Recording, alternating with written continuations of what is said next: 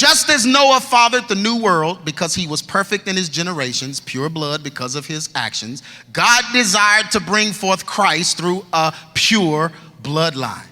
All of Noah's sons were from Noah. Can I say that again? All of Noah's, the reason why they're called Noah's sons is because they're from Noah. Noah's actions were pure and his family was pure, perfect in their generation, allude to he and his children obeying God. Noah cursed his grandson prophetically. This curse caused Canaan to what? Strive, y'all. This striving for greatness, listen, birthed men that summoned the power of Satan and infused darkness into their being. Nimrod sought godhood and desired to be a god. Nimrod sought superiority and desired to be before the Lord or greater in the eyes of men. He desired to enslave others and push himself above others. He was creating a super race, a superior race, eugenics way back then, that would build a tower to heaven and man would be immortal. God confused the languages of those that sought to build the tower. This caused them to split into groups. Each group strove for dominance, and this has caused the kingdom against kingdom conflict we see today. Everyone striving for greatness. In captivity, the Jews became envious of what the pagans had. They desired to have the prestige and the prominence.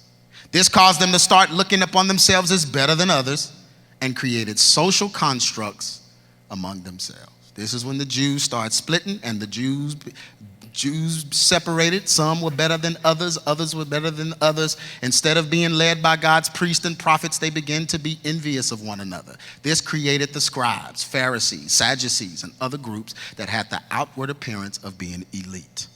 In order to excel in these groups, earthly rituals were performed. Blood sacrifices brought spirits into them to give them prominence in society. The Bible tells us that Jesus was saying what they do in the dark. Isaiah was saying what they do in the dark, they ought to be ashamed of. They were making secret pacts with Satan to raise their level of prominence within the Jews. This is where we get the Kabul Jews and the Jesuits and the Black Pope and those that actually control the whole world. It came from these longings to strive for greatness. This created the Jesuits, Masons, Bilderbergers, Knights Templars, and other elite organizations that pledged Lucifer as God. So when Jesus came to the scene, these guys acted like they were keepers of the law, but they didn't care about the law. They cared about prestige. When Jesus came, the Jews were so indoctrinated with the chosen one mentality that they didn't even recognize the true Messiah that had come to them. Because he was lowly and didn't place himself above other men, they did not desire to be like him. Did y'all hear that? They wanted a king that would come and rule with a pompous disposition. They wanted the Pope. This would make regular men bow down and be inferior to the superiority complexes. Jesus came and not only functioned as the Son of Man, but he also reached out to other creeds of people and preached the gospel that was for the Jew and the Gentile. But the Jewish rulers hated him. They wanted to be the chosen ones and wanted to reduce all other creeds or people to devils and peasants. They wanted to be the superior bloodline. We're the descendants of Abraham. Jesus said, nah, y'all are acting like y'all's father, the devil. What? Our blood it comes down. The devil's your daddy. I know what you do in the dark when no one else is around. I know about the secret handshakes. I know about the secret ceremonies. I know about the pentagram and the black candles. I know who your father is. It is not Abraham. But we're Jews. In Revelations, he said, I know the trouble that you have in church. And I know that there are many among you that claim to be Jews, and they're not. They're of the synagogue of Satan. It's not about skin color. It's about what? Choice. Titus 3:9. Avoid foolish questions. Oh, this.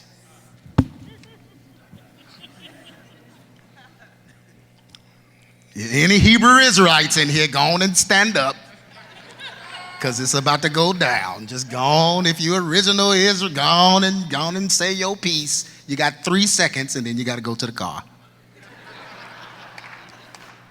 Lord. Pastor looking around like, that's not funny. That really happened. But avoid foolish questions and genealogies and contentions, arguments, strivings about what? The law. Sabbath keeping. What are you black people doing keeping Sunday?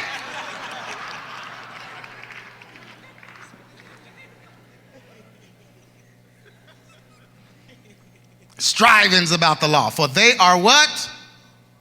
Unprofitable and vain. You on the street corner arguing about the law. A man that is a heretic. Look, y'all, when you're talking to him, and people ask me this all the time, how do you handle your brother when he's an Israelite or when he's Islam or when he's the, Nation of Islam, or whatever? How do you handle him? How do you handle him? I was like, man, you just, don't even get involved in that, whatever. The Lord said, no, I covered that too. Titus 3:10 tells you what to do. A man that is a heretic after the first and second admonition, do what? He got 2 times. 2 exchanges. If he don't hear you in 2 exchanges, Bible said, I then. And then when you walk away, you know that he that is such is subverted and sinneth. For a person strives about the law, they're bound to sin. People that strive about the law live sinful lifestyles. They'll cuss you out. Don't take care of the children. Got 20 baby mamas. All right. I see now it's not about what we're saying. It's about how you feeling. You got 2 times, bro. Nothing that knowing that he that is such is subverted and sinneth, being what? Condemned what? Of himself. How is he condemned of himself? Because he's trying to do something that the Bible said can't be done. He's trying to keep the law. That means he got to keep 613. That means he's condemning himself. Man, I just preached and y'all looking like I didn't. Look at somebody and say genealogies.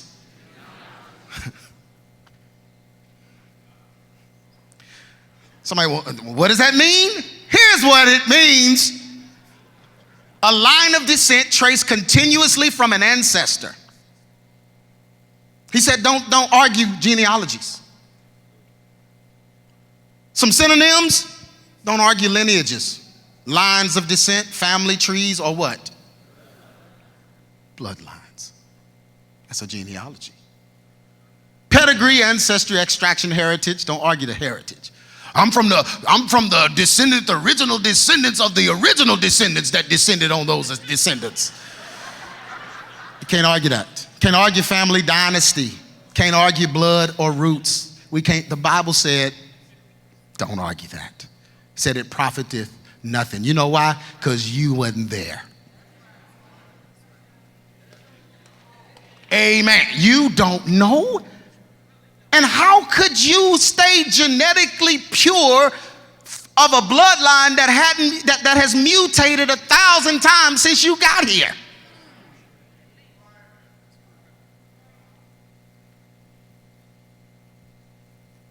It's the study and tracing of lines of descent or development. If your religion is based on a genealogical descent, then it is false. As soon as you bring up blood, I'm going to give you 2 times and you're out of there. Aryan nation, Anglo-Israelism. This is what they believe. I'm going to go through all these beliefs and then I'm done. White Anglo-Saxons, not Jews, are the real biblical chosen people. That's a genealogy. Jews are descendants of a sexual union between Eve and Satan. They believe that white race is superior to others. So they believe that the Jews, which skin color, what are we talking about here?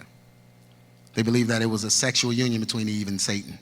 They believe that blacks and other non-white races are mud people on the same level as animals and therefore have no souls. That made you want to fight right then, didn't it?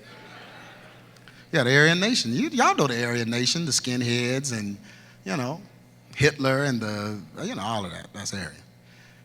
Adam and Eve were not, white people, Aryans, are the Israelites of the Old Testament. Adam and Eve were not, as mainstream Christianity teaches, the first people. They believe that they were the first white people.